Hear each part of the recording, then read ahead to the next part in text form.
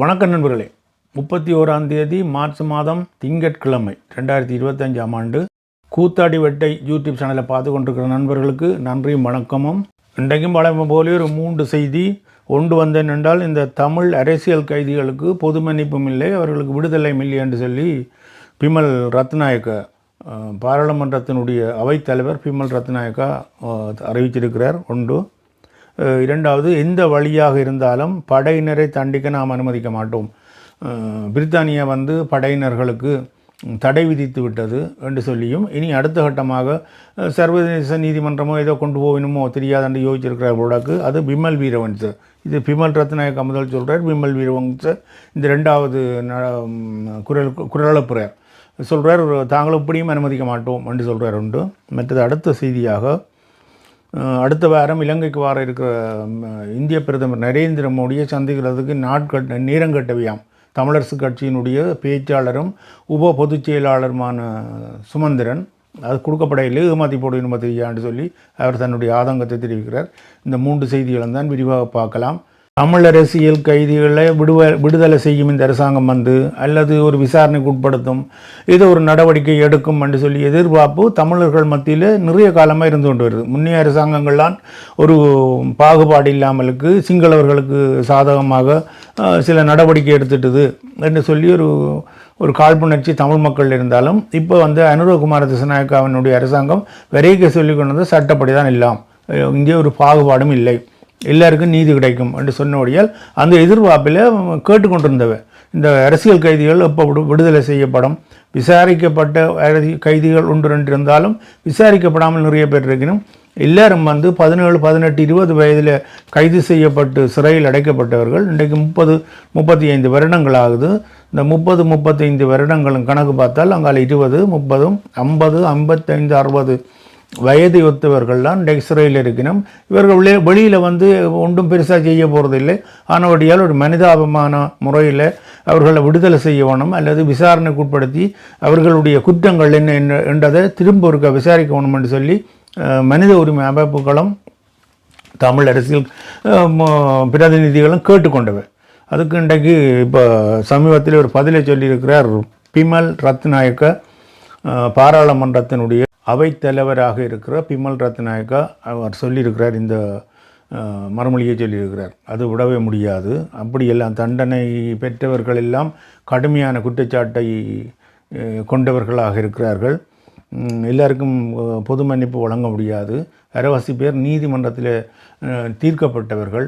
இவர்கள் எல்லாம் செய்யப்பட்ட குற்றங்கள், பிலியந்தலை குண்டுவெடிப்பில் சம்பந்தப்பட்டவர்கள், மத்திய வங்கி குண்டுவெடிப்பில் சம்பந்தப்பட்டவர்கள், தலதா மாளிகை குண்டுவெடிப்பில் சம்பந்தப்பட்டவர்கள், இப்படி நிறைய பேர் கணக்க குற்றச்சாட்டில் உட்பட்டவர்களாக இருக்கிறபடியால், மற்றும் முன்னாள் ஜனாதிபதிகளுடைய கொலையில் சம்பந்தப்பட்டவர்களாக நிறைய குற்றச்சாட்டில் உள்ளவர்கள் தான் உள்ளுக்கு இருக்கணும். இவர்கள் எல்லாம் நீதிமன்றத்தால் குற்றவாளிகள் என்று அறிவிக்கப்பட்டவர்கள் என்று சொல்கிறபடியால் இவர்களை வெளியில் விடுறதுக்கான எந்தவித சாத்தியமும் இல்லை என்று சொல்லி முற்றுமுழுதாக அப்படியே மூடி மண் போட்டு மூடின மாதிரி சொல்லிட்டார். இதில் இந்த சாதாரணமாக சந்தேகத்தின் பேரில் பிடிபட்டவர்கள், விசாரணை இல்லாமல் இருக்கிறவர்கள் எல்லாம் நிறைய இருக்கணும். இவர்கள் எல்லாரையும் ஒரே கேட்டகரிகளில் அடக்கி பிமல் ரத்நாயக்கா, நாங்கள் நினச்சி கொண்டிருந்தோம், நாங்கள் இந்த அரசாங்கம் ஒரு சட்டப்படி நல்லதை செய்யும், ஒரு நீதியை வழங்கும் என்று நினச்சி கொண்டிருந்ததில் ஒரு நீதியும் இல்லை, ஒரு மண்ணும் இல்லை. இப்படித்தான் நடவடிக்கை போகும். பழைய அரசாங்கம் என்ன மாதிரி நடந்ததோ அதே ஆக்கெல்லாம் நாங்கள் வேறு ஒன்றும் இங்கே புதுசாக ஒன்றும் இல்லை என்று சொல்லிக்கொள்கிற மாதிரி இந்த நடவடிக்கை அவர் பிமல் ரத்நாயக்கா அவனுடைய பேச்சு இருக்கிறதா காணக்கூடியதாக இருக்குது. பிமல் ரத்நாயக்கா அப்படி சொல்லிட்டாருன்றோன்னே பிமல் வீரவன்ச அவர் அடுத்ததாக வர்றார். அவர் சொல்கிற எந்த வழியாக இருந்தாலும் படையினரை தண்டிக்கிறதுக்கோ அவர்களை ஒரு குற்றவாளிகள் என்று அறிவிக்கிறதுக்கோ நாங்கள் அனுமதிக்க மாட்டோம். நான் சமீபத்தில் உங்களுக்கு தெரியும், எல்லாரும் பிரித்தானியா 3-4 படையினர்களுக்கு பெரிய மூத்த அதிகாரிகளுக்கு தடை விதித்தது. அதே நேரத்தில் ஒட்டுக்குழுவில் இருந்த பிள்ளையானுக்கும் தடை விதிச்சிருக்குது. இதை கேட்டோன்னே பொங்கி எழுந்தோண்டு வர இப்போ பிமல் வீரவன்ச அது எல்லாம் உலக நாடுகள் சர்வதேச நாடுகள் தலையிடுறதுக்கு நாங்கள் அனுமதிக்க முடியாது. இந்த குற்றச்சாட்டெல்லாம் வெளிநாட்டில் உள்ளவர்களுடைய சாட்சியத்தின் அடிப்படையில் தான் வைக்கப்படுது. இது வெளிநாட்டில் உள்ள தமிழர்கள்லாம் இந்த வேலையை செய்து கொண்டிருக்கணும். பழைய விடுதலை புலிகள், முன்னாள் விடுதலை புலிகள் அங்கிருந்து அந்த அரசாங்கங்களுக்கு பயன் கொடுத்து கொண்டிருக்கணும். வெளிநாட்டிலிருந்து சாட்சியம் அளிக்கிறவர்களுடைய கோரிக்கைகளை நிறைவேற்றுவதோ அல்லது அதை எடுத்துக்கொள்வதிலேயோ எந்தவித பலனும் இல்லை. இங்கே உள்நாட்டுகள் தான் எல்லாம் பார்க்கணும். இப்படிப்பட்ட பழிவாங்கல்களை எல்லாம் சர்வதேசம் உடனடியாக நிறுத்தி கொள்ளணும்னு சொல்லி கண்டிப்பான உத்தரவை கொடுத்துருக்கிறார் விமல் வீரவன்சன். இவர் இப்படி சொல்லியிருக்க இன்னும் ஒன்று இருக்குது. இப்போ பட்டலந்தையில் உள்ள சித்திரவதை முகாமில் கொல்லப்பட்டவர்கள்ன்றது யாரென்று பார்த்தால் ஏவிபியினர் தான் கூடுதலாக இருந்தவர். அவர்களை கொண்டு போய் விசாரணைக்கு உட்படுத்தி அல்லது சித்திரவதை செய்ததெல்லாம் அந்த நேரம் யூஎன்பி அரசாங்கமோ ஸ்ரீலங்கா அரசாங்கமோ எந்த அரசாங்கமாக இருந்தாலும் அந்த அரசாங்கத்தின் கீழே இருந்த இராணுவம் தான் செய்தது. இப்போ விசாரணைக்கு உட்படுத்தி ரணில் விக்ரமசிங்காவை குற்றவாளியாக்கணும் என்று துடிக்கிறதுக்கு என்ன நியாயம்? அதே போலே ஒரு விசாரணையில் தான் விசாரித்து ஒரு முடிவை கண்டு தானே அவர்களும் இங்கிலாந்தும் வந்து இப்படி ஒரு தடையை விதித்தது. இந்த படையினர்கள் இப்படியான செயற்பாடுகள் இறங்கியிருக்கிறார்கள் என்று சொல்லி அவைகளும் புலனாய்வு மூலமும் நிறைய என்ஜிஓஸ் மூலங்களும் மற்றது சர்வதேசம் ஒரு விசாரணையை நடத்தி தான் ஒன்றை செய்திருக்கு. இவ்வளவு நாளும் ஜெனீவாவில் நடந்த கூட்டத்தொடர்களில் உள்ள வாக்கு மூலங்களை வச்சு தானே இப்படி ஒரு முடிவுக்கு வந்திருக்கோம். அப்போ இது அதே போல் பட்டலந்தையில் உள்ளதை நீங்கள் கையை விடலாம் அப்படின்ற கதைக்காக விடலாம். எங்கே நடந்தாலும் இங்கே ஒரு கொலை நடந்தாலும் அது கொலைக்கு இது எல்லாம் பொய்ச்சாட்சி என்று சொல்லி போட்டு விட முடியுமா? இது அலசி ஆராய்ஞ்சு விசாரிக்கிறதுக்கு குற்றம் இருந்தால் தான் தண்டிக்கப்பட போயிடும். குற்றம் இல்லையென்று சொன்னால் அவர்களெல்லாம் விட்டுவிட போயிடும். வேந்தனத்துக்கு இவர் குத்தி முறையிறாருன்னு தெரியல. இப்படி தான் இலங்கையில் வேண்டால் இலங்கை அரசாங்கமும் அது இலங்கையில் உள்ள எதிர்கட்சிகளும் அது இது மாறாத ஒரு நோய் போல தான் இலங்கையினுடைய இருக்குது. இல்லை தமிழர்களுக்கு ஏதாவது விமோசனம் கிடைக்கும் நன்மை கிடைக்கும் என்று பார்க்குறது எல்லாம் காணல் நீர் தான். அடுத்ததாக எங்கட சுமந்திரன் ஐயா அவர் ஒரு பக்கம் அவர் வந்து சொல்லியிருக்கார் அடுத்த வாரம் வராராம் நரேந்திர மோடி வராராம். அவரை சந்திக்கிறதுக்கு நேரம் கட்டிருக்கணுமா, அதுக்கு இன்னும் மறுமொழி கொடுக்க இல்லையா. இவர்களை நண்டல் இப்போ வந்து தான் வெல்ல வேணும், இந்த அரசியல்லே தோற்கடிக்கப்பட்ட ஆளாக இருக்கிறார், மற்றது ஒரு கூடாத பேர் எடுத்து போட்டார். அப்போ ஏதாவது இந்தியாவில் வச்சு பெரிய அண்ணனை கொண்டு கதைப்பிச்சு அனுர அரசை கொஞ்சம் படிய பண்ணலாம் அப்படி என்று நினைக்கிறார். பெரிய அண்ணனை வச்சு இந்த விரட்டுற மாதிரி அப்படியெல்லாம் செய்து போட்டு தமிழ் மக்களுக்கு நன்மை செய்தாலும் பரவாயில்லை. தமிழ் மக்களுக்கு அவர் நல்லது செய்ய போகிறது இல்லை. இப்போ வந்து தையீட்டு பிரச்சனைக்கு அவர் போகிற இல்லை. இப்போ சொல்லுவார் என்னென்றால் நரேந்திர மோடி வந்ததுக்கு பிறகு கதைக்க போகிறார். என்ன கதைக்க போகிறார்? தமிழ் அந்த நிலங்கள் விடுவிக்கிறது அதை பற்றி ஒரு மேலோட்டமாக கதைப்பார். அல்லது வேறு ஏதாவது தன்னுடைய அரசியலை பூவோள அரசியல் என்று சொல்லி தொடங்குவார். சீனா உள்ளுக்கு வரதை நாங்கள் தடுக்கிறோம், நாங்கள் முற்றுமுழுதாக எதிர்க்கிறோம் என்று சொல்லி இவர் என்னத்தை எதிர்க்கிறது இப்படி தான் சொல்லுவார். சீனாவின் வருகையை நாங்கள் எதிர்க்கிறதுக்கு முழுதாக எதிர்க்கிறோம், இந்தியாவுக்கு உடனுடன் கைகோர்த்து நடப்போம் இப்படி சொல்கிறதுக்கு தான் சொல்கிறார். அப்போ அதை சொல்கிறார் என்னென்னு சொன்னால் தன்னோட பேசுகிறதுக்கு நேரந்தர இல்லை, அதை எதிர்பார்த்து கொண்டு இருக்கிறோம்.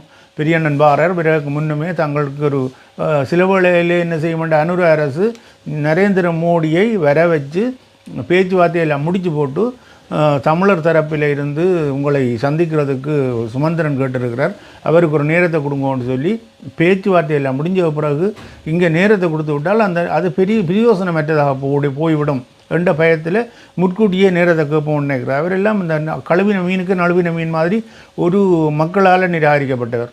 விடுதலை புலிகளை பற்றி அவர்களை கூடாமல் சொல்லுவார், சர்வதேசத்தில் சொல்லுவார் இங்கே ஒரு யுத்த குற்றம் நடக்கவில்லை என்று சொல்லி கொள்வது முழுக்களும் இந்த சுமந்திரன் தான். இப்போ சமீபத்தில் இப்போ பார்க்க கன்னடத்திலே அவருடைய அந்த குரல் வருகிறது, யுத்தம் குற்றம் எல்லாம் நடக்க இல்லை என்று சொல்லி கணக்க பேருக்கு அவர் சொன்ன வாக்குமூலங்கள் எல்லாம் வெளியில் வருகிறது.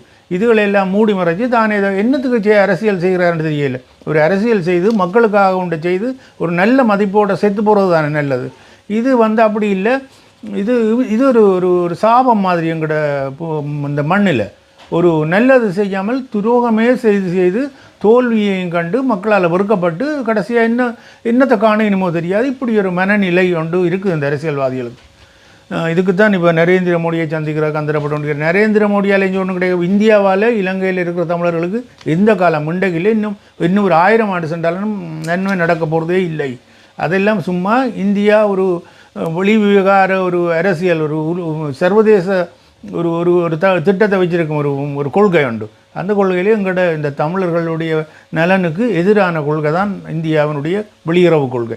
இப்போ நீங்கள் பார்த்தீர்கள் என்றால் நீண்ட காலமாக நடந்து கொள்கிற நடவடிக்கை இனிமேல் நடக்காத ஒரு பெரு யுத்தம் நடந்தது 2009, 2007, 8, 9 அந்த நேரம் உதவி செய்யாத இந்தியா இனி என்னது செய்ய போகுதுன்னு பார்க்கணுமே. அப்போ இந்தியான்னு சொன்னால் எங்களுக்கு ஒரு எதிரான ஒன்று தான். அது வந்து பக்கத்தில் இருக்கிறவரையா நீ என்ன செய்கிறது அனுசரித்து போகணுன்றதுக்கு சொல்கிறது. அந்த இந்தியாவை தான் இந்த சுரேஷ் பிரேமச்சந்திரன், செல்வம் அடக்கலநாதன், மற்றது வந்து தமிழரசு கட்சிக்காரர் எல்லாம் தூக்கி பிடிச்சோன்னு நிற்பினோம். என்னது கண்டு தெரியல. சரி நண்பர்களே, இன்றைக்கு இவ்வளவுதான் செய்தி. இன்னும் ஒரு செய்தியில் சந்திப்போம். என்னுடைய கூத்தாடி வட்ட யூடியூப் சேனலை புதிதாக வந்து இணைந்து பார்த்துக்கொள்கிற நண்பர்கள் தயவு செய்து சப்ஸ்கிரைப் செய்து கொள்ளுங்கோ என்று கேட்டுக்கொள்கிறேன். தயவு செய்து ஒரு லைக் பண்ணுங்கோ, இன்னும் நண்பர்களுக்கு தெரியப்படுத்துங்கோ. இன்னொரு செய்தியில் சந்திப்போம். அதுவரை நன்றியை கூறிக்கொண்டு மிக மகிழ்ச்சியாக இருப்போம். மகிழ்ச்சியானதை செய்வோம். மகிழ்ச்சியானதை பற்றி அடுத்து அடி எடுத்து வைப்போம். நன்றி, வணக்கம்.